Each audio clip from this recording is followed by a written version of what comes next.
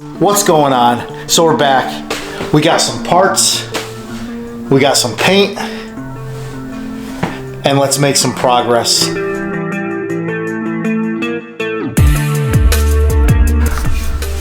So tonight I got some more redshift bushings in.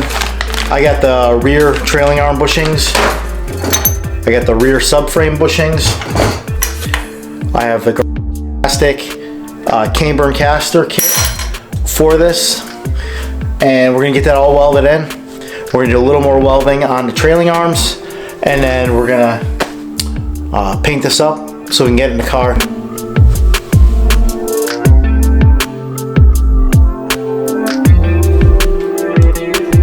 So my last video on this subframe, you saw I welded in all the gussets. I wanted to put it in, but I was waiting for the camber and caster kit. Unfortunately, with these older suspensions, with a lowered car, it's something you have to do. Try and do this right for my kid. Make sure that he doesn't have to do anything in the future. It'll be all set up, so he has no problems. So the first thing you gotta do is you gotta level out the beam. I have a couple of parallels on each side. Take a smart, this is a small smart level. Make sure your table's level. If it's not, zero the smart level out to the table. So unfortunately, I should have did this first before I put in all the gussets, but I was waiting for it, so I was kind of in a tight spot. I was trying to get as much done as I could. So up here, I don't know if I can trust this to be truly flat because I welded the piece on it. So I'm gonna either try to hit it from the bottom and get it straight, or right here there's a hole in the casting, or not casting, in the stamp steel, and I can get it across there and get two edges. So let's see what we can do. So there is a good starting point.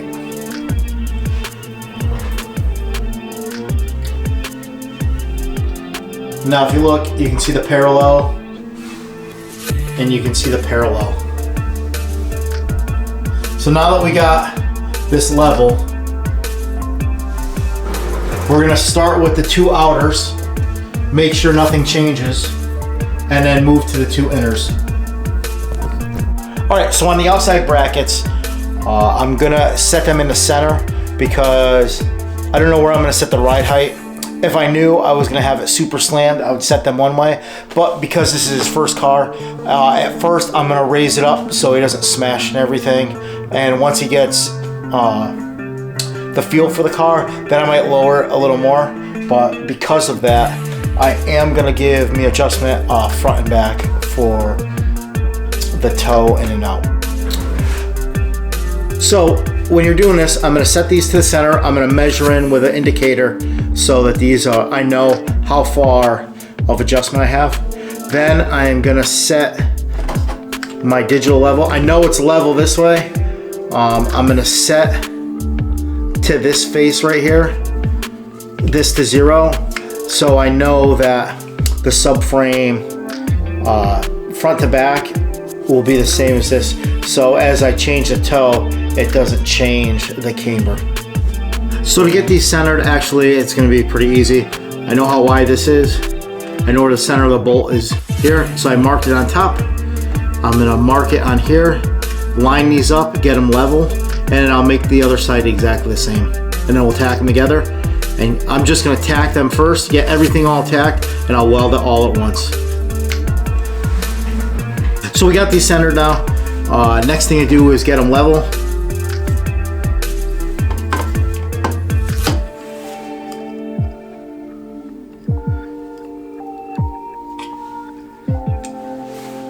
So actually, front to back is level. So we're just gonna set this. So this is a degree out. Let's see which way it is.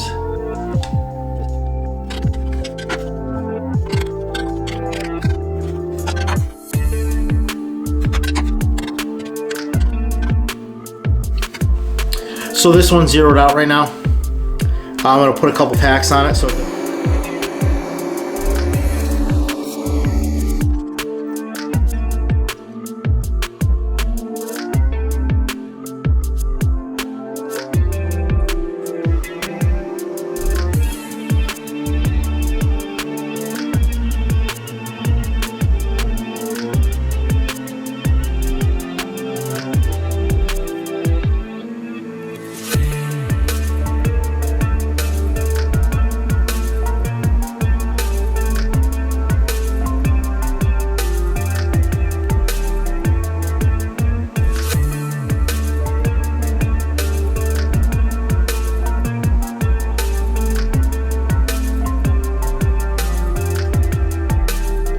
So I got the toe in and I'll weld it up. I was just gonna tack them, but I'd rather get these out of the way because these are actually the hard ones to get centered. The other ones are pretty self-explanatory where they go. The hole is at the bottom. You weld it up. So with the camber side of this, the hole is gonna be at the very bottom of this slotted plate, and the slot goes vertical to adjust. This will allow me to take some of the camber out because when you lower E30, it has a tendency to gain a lot of camber. So let's get this set up. I gotta re-level this because it moved a lot when I was moving stuff around. So I'm gonna get these bolted on. I gotta clean up this side, bolt this on, get it level, and then I'll tack this one, do the same to the other, tack the other one, weld them up, and then this will be done.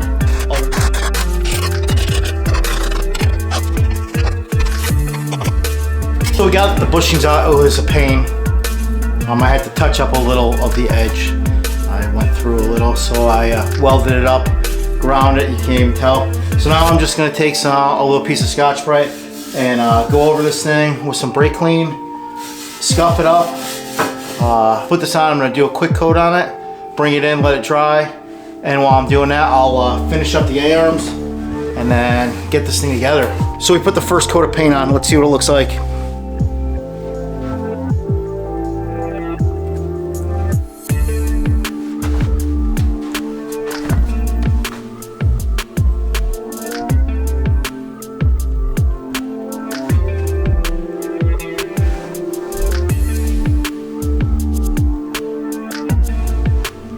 Not too bad. So I'm gonna let this dry. While I'm doing that, I'm gonna finish up the A-arms and then put the bushings in this thing, and we'll have something going on tonight. All right, so the only thing I forgot to do on this was the mount for the sway bar. So I don't even know if I'm gonna put a heavy sway bar in here, but I'm still gonna gusset it. It's kind of stupid not to. I mean, this is a known failure point. So I think I should just get it done. I'll put the piece on it, weld it, and then this control arm should be bomb-proof. So I made the little gusset for the sway bar.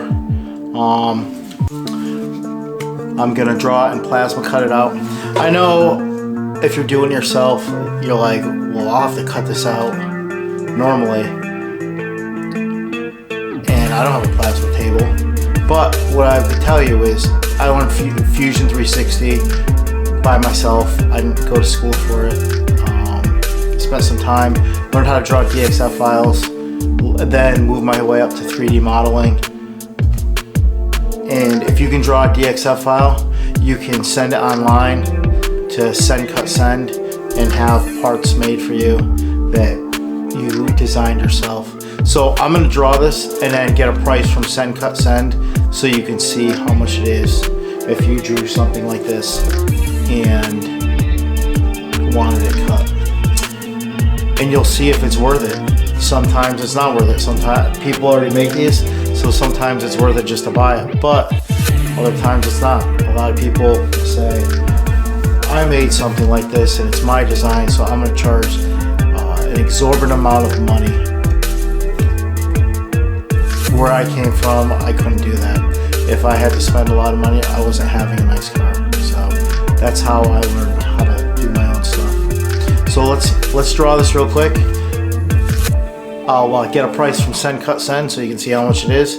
Then I'll cut it on my machine, weld this up, put the bushings in, and that's gonna be it for tonight. So I was hoping to get these painted too, but I don't think it's possible with all the cleaning and getting it ready. So let's do this real quick and get on our way.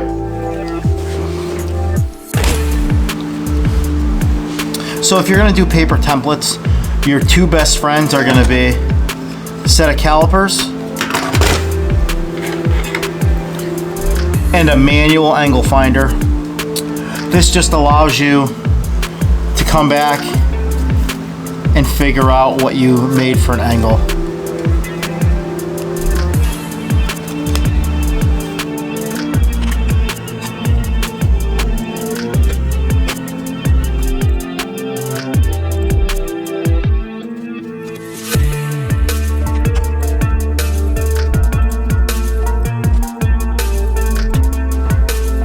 So that's our part. Let's save it, and then we'll go to send, cut, send, and see what it says. All right, so let's go to send, cut, send.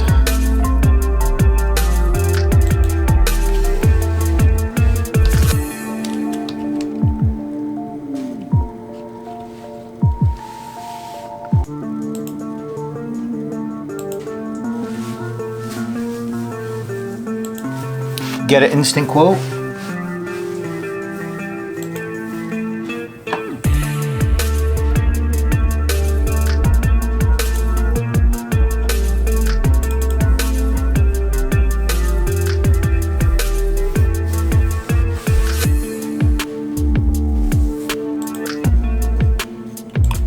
Metal, steel,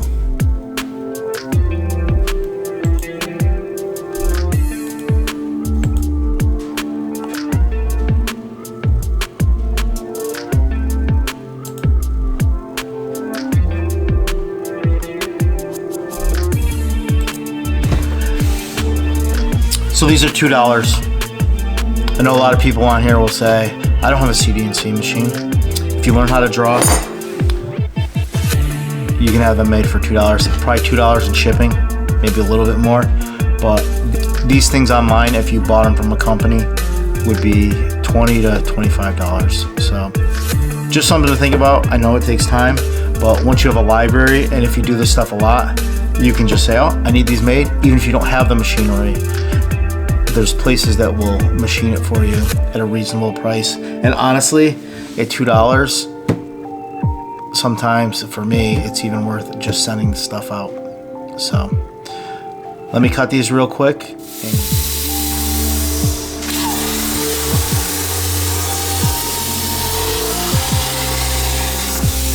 So it fit. I have a clamp holding it. So I'm gonna weld it on, and then these will be complete. I'll paint them, and then I'll put these bushings in. That won't happen tonight, but the next time the video, these will be all done and in the car.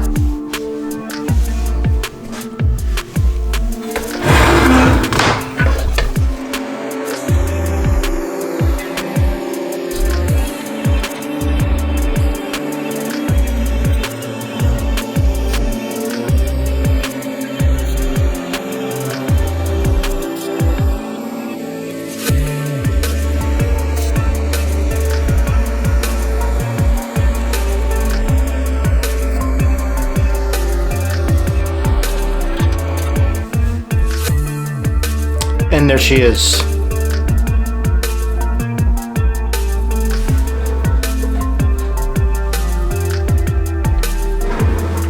So not terrible.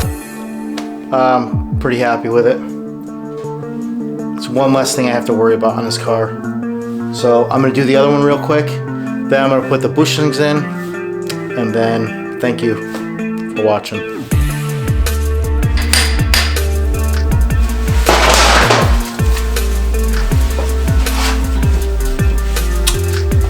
So concave side is the bottom, the flat is the top.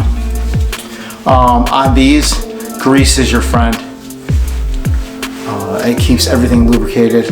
So grease these things up really good.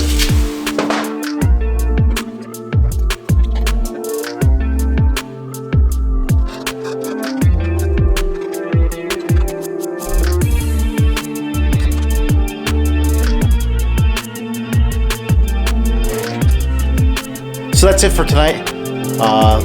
As far as I'm concerned, other than just painting the trailing arms, the rear end is done. So I can assemble that and put it all in the car now. Thank you guys for watching. Here's one last look of all the stuff I did tonight. Thank you again for watching.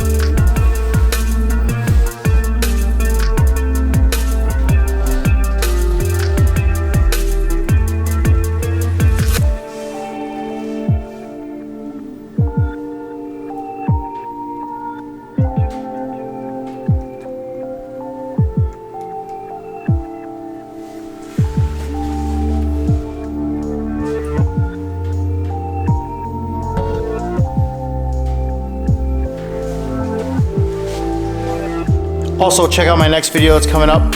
It will have an update on what's going on with the Miata car. Thank you again for watching. Like, comment, and subscribe. And let's keep this going. Thank you.